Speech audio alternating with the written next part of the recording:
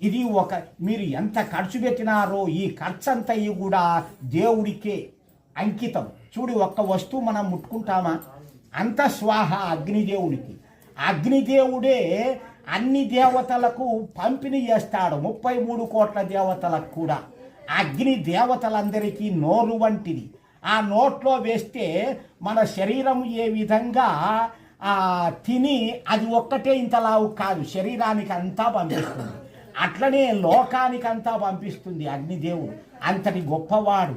మీకు కావలసిన జ్ఞానం ఇస్తారు. మీరు చేయవలసిందల్లా అక్కడికి రావాలి, మనస్సు పెట్టాలి. 1 గంట సేపు పోతే పాయలే అని కొంత ముందు లేసుకొనో చేసుకోనో ఆ రకంగా చేయడానికి మనస్సు పెట్టి ఆ ప్రయత్నం చేయండి అందరూ కూడా మీరు. ఎందుకంటే దీన్ని మించిన జ్ఞానం ఇంకా లేదు. ప్రపంచంలో కుంభమేళాలు, పుణ్యయాత్రలు, తీర్థయాత్రలు ఎన్ని తిరిగినా మీకు పాపమే వస్తుంది, అగసాట్లు వస్తాయి, డబ్బులు పోతాయి తప్ప మీకు ఏ విధమైన పుణ్యము రాదు. జీవితంలో మనం చేసే యజ్ఞాలు అంత పుణ్యఫలం ఇస్తాయి.